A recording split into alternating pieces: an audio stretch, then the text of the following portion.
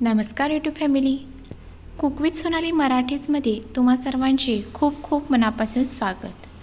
तर आज आपण बनवणार आहोत अगदी चमचमीत आणि झणझणीत अशी सोयाबीनची भाजी।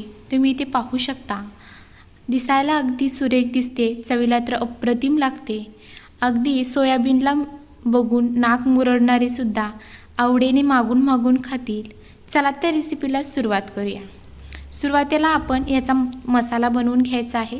त्याच्यासाठी तवा गरम करून घेतलेला आहे, त्याच्यामध्ये 1 चमचा तेल घातलं। तेल गरम झालं की त्याच्यामध्ये घालायचं आहे सुक्या खोबऱ्याचे काप। तुमच्याकडे ओलं खोबरं असेल ते वापरलं तरी चालेल। तुम्ही इथे पाहू शकता, हलकेसे तांबूस रंगावरती आपल्याला हे खोबरं तळून घ्यायचं आहे। त्यानंतर त्याच तेलामध्ये घालायचं आहे एक बारीक कांदा। तर एक मी लहान कांदा घेतलाय, तो उभा असा कापून घेतलेला आहे। मोठा असेल तर अर्धा कांदा वापरला तरी चालेल। हा पण छान असा तांबूस रंगावरती परतत राहून भाजून घ्यायचा आहे। इथे कांदा तर भाजला गेलेला आहे। आता याच्यामध्ये घालायचा आहे टोमॅटो। तर इथे मी एक लहान आकाराचा टोमॅटो घेतलाय, तोही छान स्वच्छ धुवून उभा कापून घ्यायचा आहे, बिया काढून। तोही आपल्याला कांद्याबरोबरच भाजून घ्यायचा आहे। आता याच्यामध्ये घालायची आहे मुठभर कोथिंबीर। तर इथे मी कोथिंबीर देठासह वापरलेली आहे। कोथिंबीर घातल्यानंतर पुन्हा एकदा सर्व व्यवस्थित परतून घ्यायचं आहे आणि छान असं तेलामध्ये खरपूस भाजून घेतलं। मसाला गार करून घेतलेला आहे, तो आता एका मिक्सरच्या भांड्यामध्ये काढून घेऊया। त्याच भांड्यामध्ये घालायच्या आहेत लसणाच्या पाकळ्या। इथं मी 7 ते 8 लसणाच्या पाकळ्या घेतलेल्या आहेत। त्याचबरोबर 1 इंच आल्याचा तुकडा। आता याला झाकण लावून छान अशी बारीक पेस्ट याची करून घ्यायची आहे। तर इथे आपलं मसाल्याचं जे वाटण आहे ते तयार झालेलं आहे।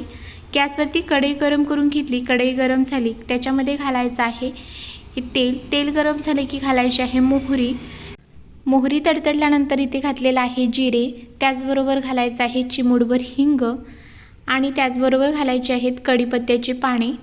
आता भाजीला कलर छान यावा यासाठी मी ते तेलामध्येच 1 चमचा लाल तिखट घातलेला आहे आणि त्यानंतर याच्यामध्ये घालायचा आहे वाटून घेतलेला मसाला घालून घेतला। त्यानंतर घालायचा आहे पाव चमचा हळद, 1 चमचा धनेपूड, 1 चमचा गरम मसाला। आता हे सर्व मसाले व्यवस्थित मिक्स करून घ्यायचा आहे। त्याचबरोबर घालायचं आहे चवीनुसार मीठ आणि पुन्हा एकदा सर्व व्यवस्थित मिक्स करून घेऊया। सर्व मिक्स झालेलं आहे। आता याच्यामध्ये घालायचा आहे 1 चमचा दही इथे ऑप्शनल आहे, तुम्ही जर नाही घातलात तरी चालेल। दही घातल्यानंतर पुन्हा एकदा सर्व व्यवस्थित मिक्स करून घेतलेलं आहे। आता इथे मसाल्याला छान असं तेल सुटलेलं आहे। तर आता ह्याच्यामध्ये घालायचं आहे पाणी। तर इथे मी अर्धा ग्लास पाण्याचा घातलेला आहे। पाणी घातल्यानंतर पुन्हा एकदा सर्व मसाले व्यवस्थित असे मिक्स करून घेऊया आणि छान अशी याला खळखळून एक उकळी काढून घ्यायची आहे। उकळी काढून घेतल्यानंतर इथे मी 1 वाटी सोयाबीन घेतलेला आहे। तर आता हे संपूर्ण सोयाबीन याच्यामध्ये घालायचं आहे। छान एकदा व्यवस्थित मिक्स करून घ्यायचं आहे आणि झाकण ठेवून आपल्याला 4 ते 5 मिनिटासाठी छान असं मंद गॅसवरती हे शिजवून घ्यायचं आहे। आणि 5 मिनिटानंतर इथे मी झाकण काढलेलं आहे आणि तुम्ही इथे पाहू शकता, अगदीच मसाल्याने छान असं कडेचं तेल सुटलेलं आहे। त्याचबरोबर ह्या ग्रेव्हीचा रंगही अगदी अफलातून दिसतोय। त्याचबरोबर चवीला तर भन्नाटच लागतं। सर्व व्यवस्थित परतल्यानंतर आता याच्यामध्ये घालायची आहे भरपूर अशी बारीक कट केलेली कोथिंबीर आणि पुन्हा एकदा ही भाजी व्यवस्थित अशी मिक्स करायची आहे।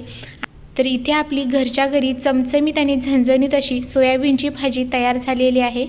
रेसिपी आवडली असेल तर चॅनलला सबस्क्राईब करा, त्याचबरोबर बेल आयकॉनचे बटन दाबा, जेणेकरून अशा छान छान रेसिपींचे नोटिफिकेशन तुम्हाला मिळत जाईल आणि तुम्हालाही अशा छान छान रेसिपी पाहता येतील। व्हिडिओ जास्तीत जास्त लोकांपर्यंत शेअर करा आणि त्याचबरोबर व्हिडिओला एक लाईक नक्की करा। तुम्हाला जर ही रेसिपी आवडली तर तुमच्या घरच्यांना एकदा नक्की करून खाऊ घाला आणि कमेंटमध्ये मला सांगायला विसरू नका। धन्यवाद। भेटूया अशाच व्हिडिओसोबत। Bye bye.